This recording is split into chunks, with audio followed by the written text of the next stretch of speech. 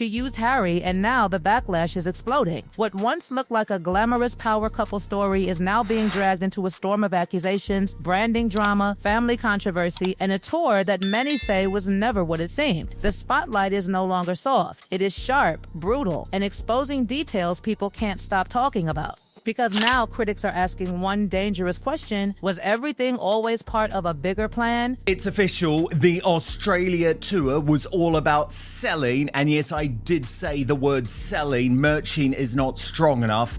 The children. So-called Prince Archie, so-called Princess Lily. Now the Sussexes are openly defying Queen Elizabeth II by selling products named and based on these minors. It's completely disgusting, of course, but it's not a surprise given everything that we have seen.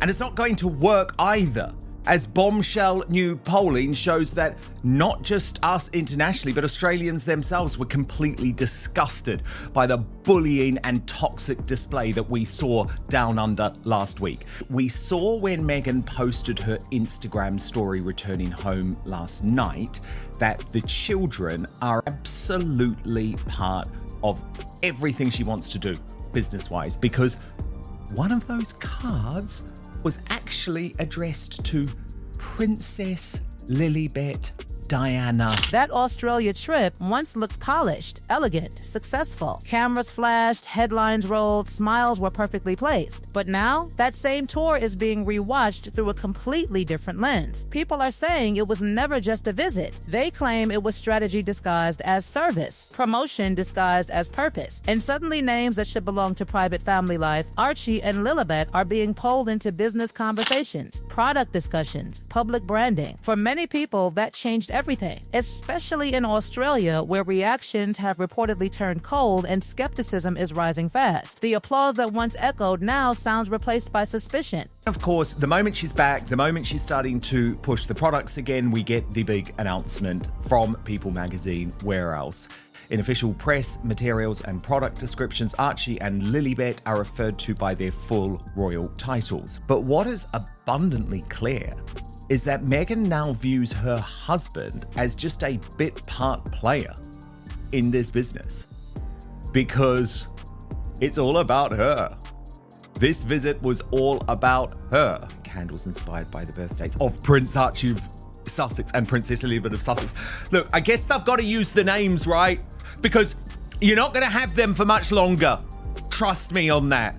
Those names are going. So yeah, make hay while the sun shines. Then came social media, and this is where the temperature rose even higher, because once the trip ended, instead of the story cooling down, it got louder. Posts began drawing attention. Tiny details became major clues. Viewers noticed references that seemed to tie the children into a broader lifestyle image, and one post in particular triggered intense reactions when many believed royal-style titles were being subtly highlighted again. Why now? Why like this? Why after so much distance from royal life? Those questions hit hard and spread even faster.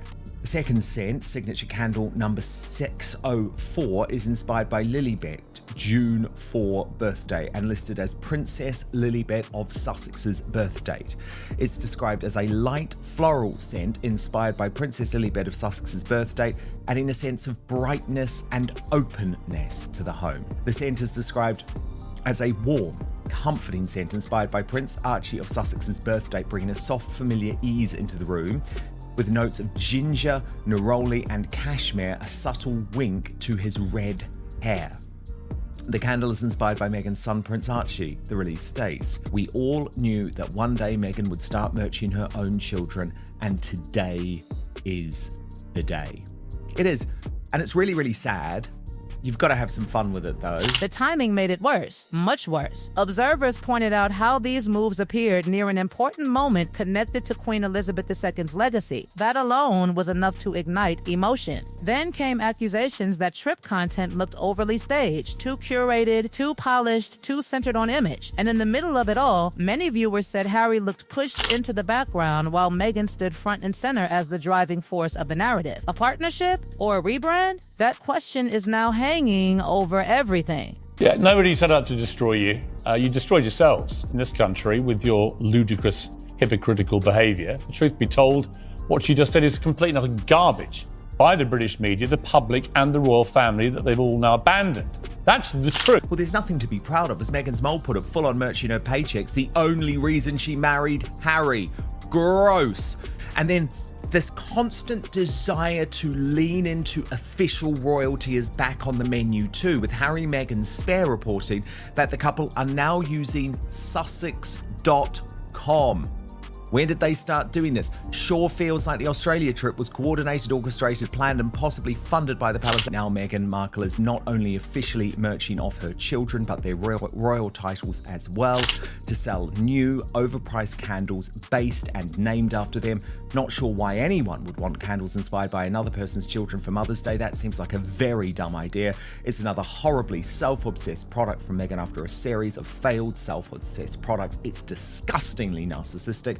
Then the products arrived, and this is where critics say the line was crossed. Candles linked to dates associated with Archie and Lilibet. Personal descriptions, emotional details, carefully crafted themes meant to feel intimate and warm. But to critics, it looked less like sentiment and more like commercialization wrapped in softness. Cozy scents outside, controversy inside. Bundles, collaborations, themed launches, all connected back to family symbolism. Many people began asking how far branding should go when children become part of the message. And nobody had a simple answer. The media split instantly. Some framed it as creative motherhood and lifestyle growth. Others called it cold calculation, and that divide only fed the machine. Because whether people loved it or hated it, they were talking constantly. The brand now appeared to be expanding into fragrance, home, identity, memory, emotion, bigger than expected, more ambitious than many predicted. But there was one dangerous weakness critics kept repeating. If the products are strong, why lean so heavily on titles, family links, and royal association? Why not let quality speak alone? And then old footage returned. The Australia clips began circulating again like evidence in a trial. Expressions were slowed down. Body language was analyzed frame by frame. A hospital visit moment especially caught fire online, with viewers claiming Meghan looked tense, uncomfortable, irritated. Whether fair or not, perception became reality.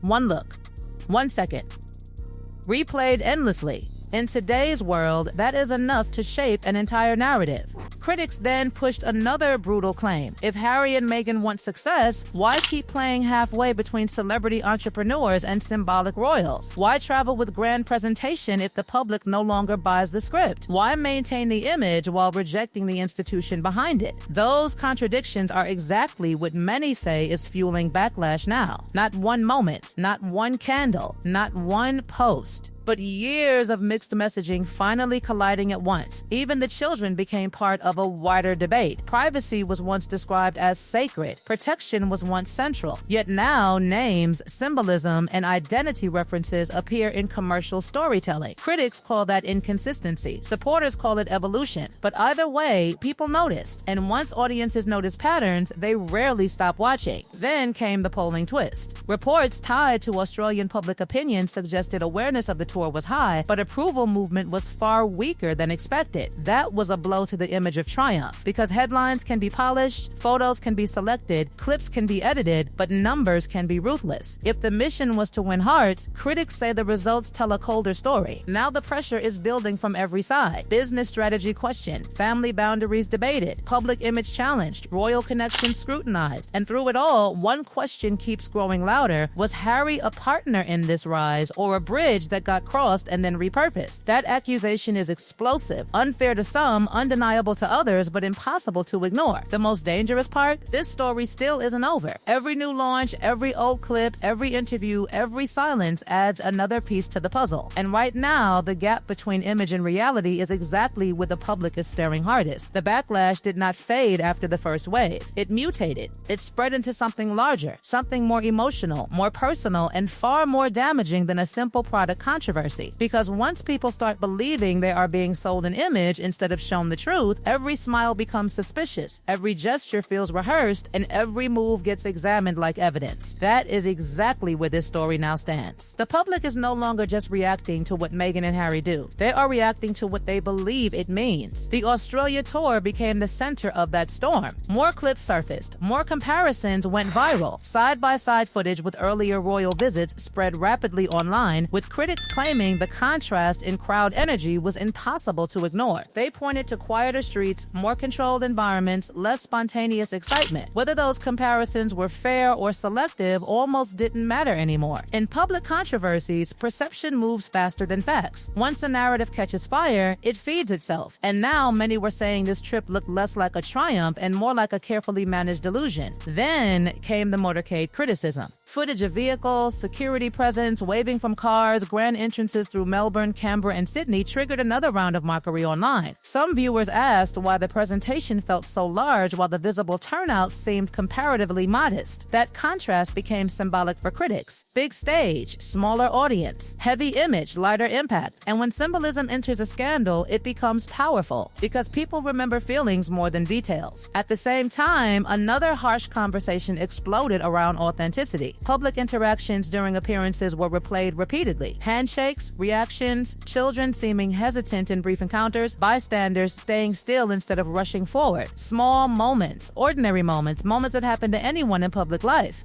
Yet in this atmosphere, they were transformed into something bigger. Critics claimed children and ordinary people respond instinctively to energy around them. Supporters said it was unfair overanalysis. But once cameras catch hesitation, the internet turns it into prophecy. And then there was Harry, quietly standing there through much of it all, sometimes smiling, sometimes distant, often looking like a man caught between worlds. That image has become one of the strongest undercurrents in this entire saga. Some viewers see loyalty, others see regret. Some see a husband protecting his family. Others see a prince who lost his direction while helping build someone else's empire. It is impossible to know from the outside. But the speculation alone is relentless, and that speculation keeps this story alive. The royal titles debate also refused to die. Critics asked why there was once talk of privacy, normal life, stepping away from royal constraints, yet titles and royal associations continue to surface whenever useful. To many observers, this contradiction is the beating heart of the backlash. If the institution was painful, why preserve its labels? If freedom was the goal, why keep reaching for the symbols? Those questions cut deep because they touch identity, sincerity, and motive all at once. Meanwhile, the business angle kept expanding. Lifestyle products, fragrance concepts, emotional storytelling, home branding, curated motherhood aesthetics. On paper, it looks smart. Martin audiences buy stories as much as products, but critics argue that the story here depends too heavily on royal mystique and family access rather than original innovation. They say the aura is doing the work the products should do themselves. That accusation may be harsh, but it is spreading widely, and brand damage often starts with repetition more than proof. Another issue now gaining serious traction is the use of children in public-facing narratives. This is bigger than one celebrity couple. Across the world, debates are growing about minors being woven into influencer culture, brand launches, emotional marketing, and monetized family identity. That broader conversation is now crashing directly into this story. Archie and Lilibet are not just names in headlines anymore. They have become symbols in a cultural argument about privacy, consent, and where family ends and commerce begins. And perhaps that is why this controversy feels so intense. It is no longer only about Meghan. It is no longer only about Harry. It is about Martin fame itself. How much image is too much image? How much branding is too much branding? Can people reject an institution while still profiting from its glow? Can privacy be defended while identity is strategically revealed in fragments? These contradictions are what keep audiences hooked. They are not watching a couple anymore. They are watching a symbol of celebrity culture collide with old world royalty in real time. Supporters, of course, see something entirely different. They see a woman attacked for succeeding, criticized no matter what she does, held to standards others escape. They see a couple trying to build independent lives under impossible scrutiny. They see ordinary business moves exaggerated into scandal because of obsession and bias. And that side of the story cannot be dismissed either, because this controversy survives precisely because two opposite interpretations can exist at once. But here is the truth nobody can ignore. The spotlight is harsher now than ever before. Every launch is judged, every trip is measured, every post is decoded, every silence becomes suspicious. That means future moves carry more risk than before. If the next project feels shallow, backlash will intensify. If it feels authentic, perceptions could shift. The window for reinvention still exists, but it is narrowing fast, and so the story remains unfinished. Was Harry used, or did he he willingly choose this path? Is Meghan building a smart modern empire or overplaying borrowed status? Was the Australia tour a success hidden by critics or a warning hidden by PR? No single answer has won. That uncertainty is exactly why the drama refuses to die. Because when the public cannot decide what is true, they keep watching for the next clue. And right now, the next clue could arrive at any moment.